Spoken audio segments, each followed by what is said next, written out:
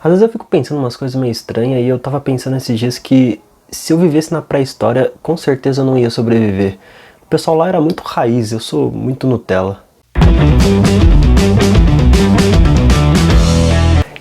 Eu entro nessas brisas, eu fico pensando como seria viver em outra época. Outra coisa que eu fico pensando, por exemplo, quando que o homem teve noção do que era ciência? Tipo, porque química, física e biologia sempre estiveram aí, né? Sempre foram o código-fonte do nosso universo, sempre as leis do universo sempre regeram em torno disso, da matemática também. E eu acho que ele descobriu isso mais ou menos quando ele começou a dominar o fogo, mais de 500 mil anos atrás. Porque até então ele conhecia o fogo, mas ele não sabia fazer o fogo. E aí ele descobriu que se ele pegasse dois taios de madeira gigante, ele esfregasse um no outro com pedra, folha seca, ele produzia o fogo que iluminava, que aquecia, que afastava animais perigosos, que protegia ele, que melhorava a comida dele. E aí eu acho que daí ele começou a melhorar as coisas que ele fazia. Eu, por exemplo, com certeza não conseguiria viver nesse momento, tipo, da história. Eu não consigo, eu tenho dificuldade para ligar o fogão daqui de casa, sabe? Tipo, eu erro a boca na hora de acender e ele é elétrico. Eu tenho medo de colocar o fósforo lá no forno e queimar meu dedo. Eu com certeza não conseguiria fazer uma fogueira a partir de madeira e pedra e folha seca. Esse ser humano pré-histórico também, ele caçava animal na base da pedrada. Eu não consigo escolher a bandejinha de carne correta no mercado, eu tenho dificuldade para isso. Ele conhecia a arte também, as tintas que ele ia usar para fazer a pintura rupestre dele, conhecia de plantas também, muitas plantas alucinógenas, porque isso o ser humano aprende rápido, né?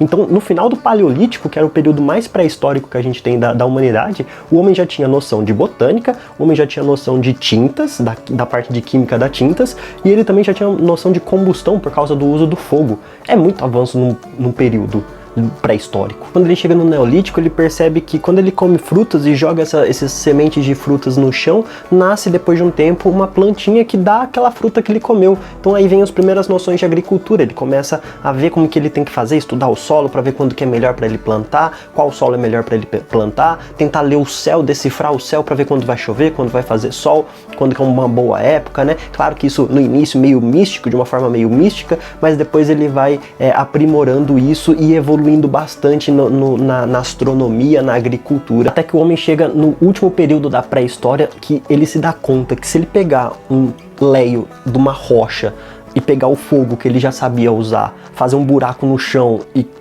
aquecer esse pedaço de rocha e um determinado pedaço de rocha, ele consegue um material muito duro, que a gente chegou na idade dos metais. Então ele começava a fazer armas mais eficientes, uma adaga, uma faca melhor, que corta melhor, que melhore a caça dele, e aí isso faz com que ele evolua bem rapidamente, né? Agora com metal ele consegue também aquecer isso, pegar determinadas partes das rochas que hoje a gente conhece como minério, e aí ele consegue fazer tintas que duram mais tempo na pedra, que consigam registrar melhor a vida deles, né? Tipo a foto do churrascão, ele mata um animal lá, faz o churrascão dele, pinta na parede o dia, né?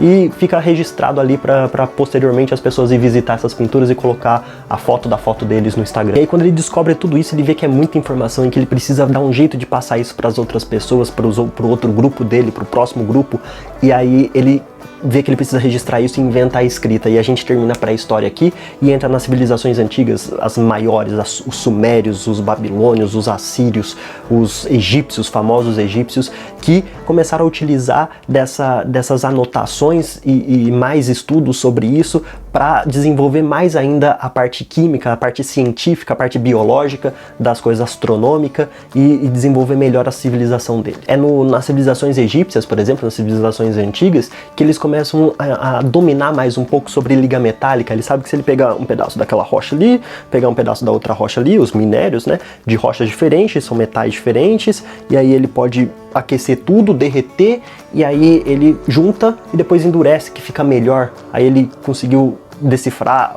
a química da liga metálica. E na época eles não conheciam muitos metais, eles não tinham tantos metais como a gente conhece hoje, eram poucos, eles conheciam só 7. Eles conheciam ouro, prata, os mais famosos, né? Chumbo, mercúrio, estanho, qual que era o outro mesmo? Ferro, acho que eu já falei todos. Então eles conheciam poucos metais aí, e eles associavam esses metais aos planetas. Por exemplo, o ouro ele associava ao Sol por causa da cor, a prata associava à Lua por causa da cor também, o ferro a Marte e assim por diante. Ele associava cada um, não tinha muito denominação, né? Ele associava aos planetas que ele conseguia ver no céu, e planetas e astros que ele conseguia ver no céu. E aí ele começou a manipular isso de forma muito intrigante, né? Há registros até que, se você acha lá no Egito, os egípcios tiveram influência dos ETs, dos extraterrestres, meio que não tá tão errado não, porque tem estudos que veem que, tipo, boa parte do ferro que eles usaram, encontrado nas pirâmides, nos túmulos lá, eles vieram de origem de ET, de extraterrestre, né? ET na configuração de extraterrestre, veio de fora da Terra, para algum meteoro provavelmente, tá? Por isso que em registros egípcios tinha lá ele se referindo a ferro como Boa Empet, que quer dizer ferro do céu. Então provavelmente caiu do céu para eles esse material e eles conseguiram extrair desse meteoro e fazer. Então até que influências extraterrestres não estão tão erradas não para os egípcios.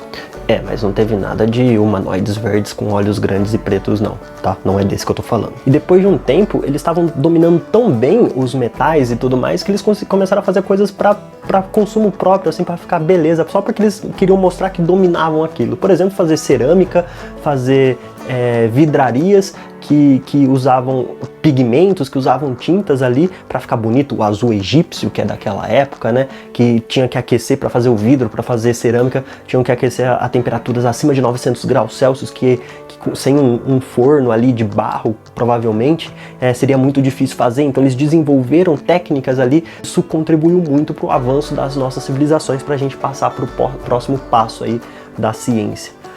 Acho que já deu por hoje, né? Já fui muito longe na minha brisa. Mas se você gostou da história, quer saber mais o que aconteceu aí na química, deixa aí nos comentários para eu saber que você gostou, beleza? Valeu por assistir até aqui.